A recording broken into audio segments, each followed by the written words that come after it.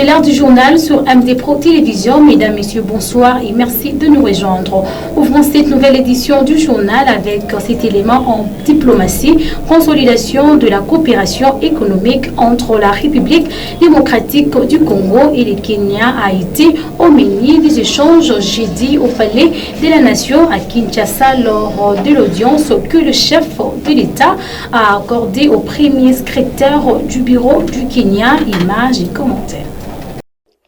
Le chef de l'État, Félix Tshisekedi, a échangé ce jeudi au Palais de la Nation avec le premier secrétaire du cabinet équivalent au premier ministre de la République du Kenya, honorable Musalia Mudavadi et GH, porteur d'un message spécial du président Kenya William Ruto. Nous sommes de partenaires au sein de la communauté d'Afrique de l'Est, EAC en sigle. Nous voulons continuer de travailler ensemble de manière cordiale et beaucoup plus proche. Nous sommes intéressés à faire grandir le commerce des affaires entre nos pays, a déclaré M. Mudavadi. Nous sommes venus également réaffirmer que le Kenya respecte l'intégrité territoriale de la souveraineté de la République démocratique du Congo. Nous assurons le peuple congolais que nous allons travailler avec lui pour une paix et une stabilité dans ces pays, a rajouté l'envoyé du président Ruto. Le premier secrétaire du cabinet kenyan a par ailleurs salué l'intervention du chef de l'État sur l'incident lié à la compagnie Kenya Airways. Nous apprécions que cela soit résolu de manière amicale, a-t-il dit. Nous sommes contents que le président Tshisekedi ait communiqué avec nous avec beaucoup de respect. Nous avons un très bon message à ramener au président Ruto, a-t-il conclu. Poursuivons ce journal avec ses communiqués du Sénat, contrairement au communiqué numéro 001/PDT/Sénat/STM/PF 2024 du 3 mai 2024 invitant les honorables sénateurs de la nouvelle législature aux opérations d'identification et d'enregistrement prévues du 10 mai au 12 mai 2024.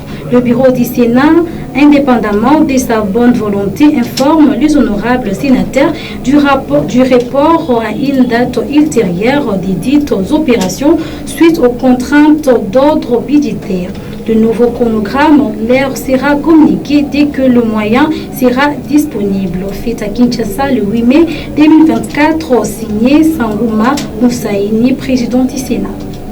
Poursuivons cette nouvelle édition du journal avec cet élément. Le militant de l'UDPS se sont rendus ce vendredi 10 mai 2024 à la résidence du professeur André Mbata pour lui demander de déposer sa candidature aux élections du nouveau bureau de l'Assemblée nationale. Keren Bongonga était sur place.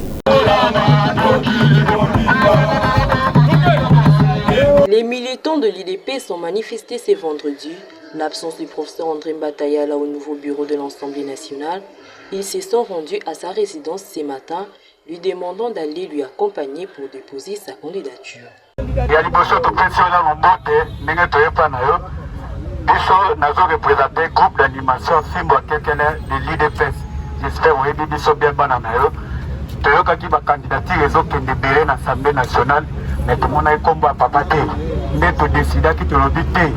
biso moko tokita ti na résidence ya papa tokende kozwa papa tokende tika ye ti kote kokende depose candidature po toza na posa na ye kuna ti sikoyo nano site donc message toyaki nango ya mokuse yango wana na compte ya groupe d'animation fimbo akekele du l'UDPS. Ils veulent revoir le professeur André Mbatayala à l'Assemblée nationale et lui félicitent pour le travail bien fait à la chambre basse du Parlement. Eprouver biso maturité politique na yo. Na législative oyo euti koleka olakisi ke ebe na IDPS crème intellectuelle ezali. Vraiment félicitations. Na musala oyo osali pona mboka na biso Congo et puis pona fierté na biso ya moko na biso combattant oyo à défendre intérêt ya mboka olakisi ke oza patriote ya solo oza vraiment des pères et des mères.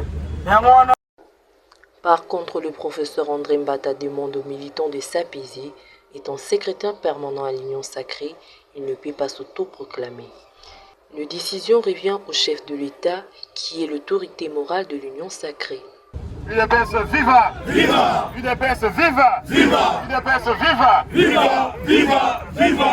Tshisekedi, héros national, père de la démocratie, à République démocratique du Congo, Félix, chef de l'État, béton, béton, béton, ligue rouge, aigle! Makambako divisé UDPS, nous devons être réunis pour soutenir mon conseil. Na bitumba tozali na yango, ezali bitumba ya S, ezali amélioration à condition de vie ya bato. Améliorer la situation à Banamboka, y compris Nyonso Toyoki Awa. Il faut tous la souder derrière le président Nabiso Félix Antoine Tshisekedi Tshilombo. Mais dans le lobby, nous avons une casquette Moussousou, nous avons un secrétaire permanent, généralité. Casquette de gens Moussousou, nous avons un secrétaire généralité, nous avons un secrétaire permanent, il y a Union Sacrée. Secrétaire permanent, il y a Union Sacrée, mon cousin Nabiso à l'école, Ezalinde. Félix Antoine Tshisekedi Tshilombo. Béton, Soumamous. Donc, décision en dengue wana na kolobakaka ngai nazali na disposition ya mokonzi ya mboka, la haute autorité politique ya Union Sacrée de la Nation, Félix Antoine Tshisekedi Tshilombo. Donc, moi, na décision ezali awa te. Il faut nani référer natikali na disposition ya mokonzi ya mboka Félix Antoine Tshisekedi Tshilombo. Toyokani? Est-ce que toyokani? Oui, papa. Parce que awa toya makambo ya autoproclamation te. Batelema boyo ngande président. Oh, moi je serai questeur. Ngai, c'est moi le rapporteur. Makambo ya autoproclamation ezali te. Par ailleurs, le professeur André Mbata a appelé les militants de l'UDPS à l'unité, mais aussi à continuer à soutenir la vision du chef de l'État. Information en province, les 5 bombes larguées par le M23 soutenues par le Rwanda le 3 mai dans le camp de déplacés de Munga au nord Kivu a fait plus de morts que l'on pouvait imaginer. Ce lourd bilan passe de 14 à 35 morts et 37 blessés qui sont pris en charge dans des hôpitaux sur place. Ces chiffres ont été dévoilés par le ministre des Affaires sociales Modeste Mutinga à Goma lors de sa prise de parole devant la presse au nom d'une délégation gouvernementale dépêchée au Nord Kivu 6 jours après cette attaque, un propos recueilli par Divine Boika. Nous venons d'arriver avec cette réunion qui vient de se terminer. Le gouverneur nous a communiqué le bilan à ce jour. Ce bilan qui a évolué était de 14 morts. Il est aujourd'hui fixé à 35 morts et 37 blessés. Nous avons décidé d'organiser les obsèques le samedi prochain. Une délégation de Kinshasa nous rejoindra également le samedi. Toutes les dispositions sont prises pour que ces obsèques soient dignes des fils du pays qui ont perdu leur sang pour l'intégrité de notre territoire, pour sauver la patrie. Nous allons ensemble, avec mon collègue de droits humains, organiser la visite sur le terrain.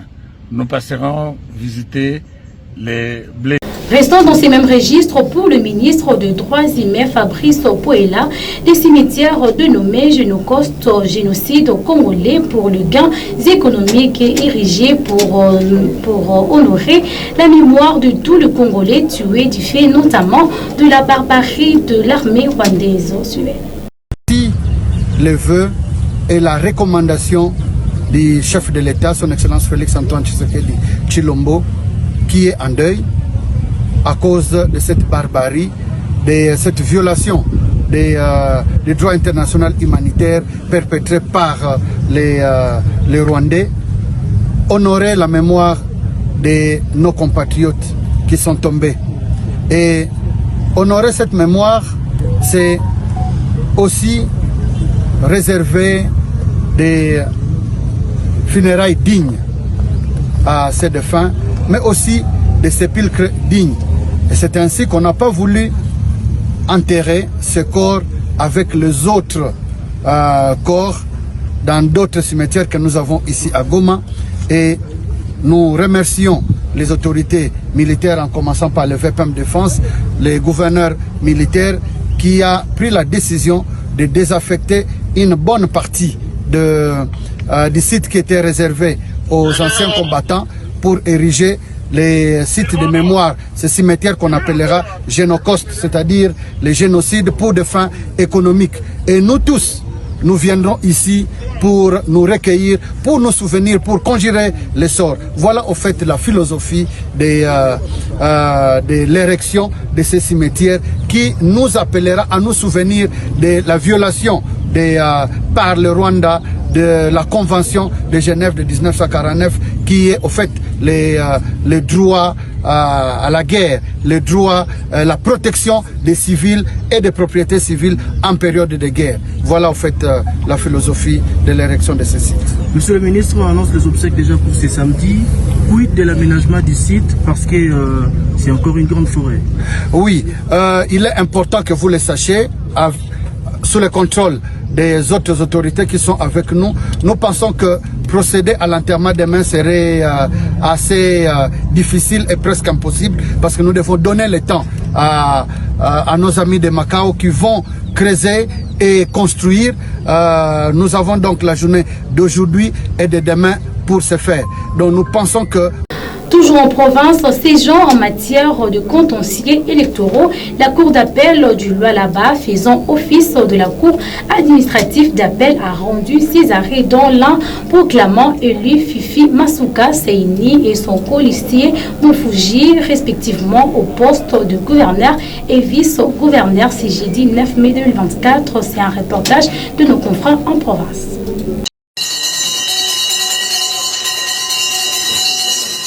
Faisant office de la Cour administrative d'appel, la Cour d'appel du Lualaba, siégeant en matière des contentieux électoraux, a rendu ses arrêts dont l'un proclamant définitivement élus les gagnants de l'élection des gouverneurs et vice-gouverneurs du 29 avril 2024, à savoir Fifi Masuka Seini et son colistier Clément Moufonduchi Nat Karl. Eu égard à tout ce qui précède, qu'il y a lieu de proclamer, sur pied des articles 74 et 173 combinés de la loi électorale en revue, définitivement élus gouverneur et vice-gouverneur de la province du Lualaba, Madame Fifi Masuka Seini et Moufundi Jinat Clément, et dira qu'il n'y a pas lieu à paiement de frais.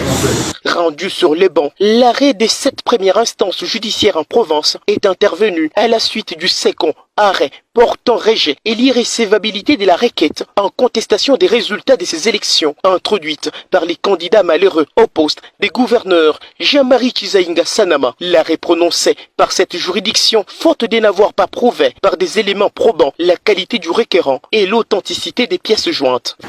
Rencontrant les partis en leurs moyens consécutifs aux pièces de la partie demanderesse, en l'occurrence le regroupement politique ABAC-AULC, et ces pièces citées inventoriées mais sans cotation et produites par ces regroupements sont les unes en photocopie libre, les autres en photocopie certifiée mais scannée sans être authentifiée.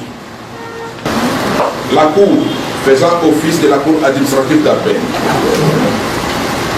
le ministère public entendu en son avis dit irrécevable le recours introduit par le regroupement politique Action des Alliés et UNC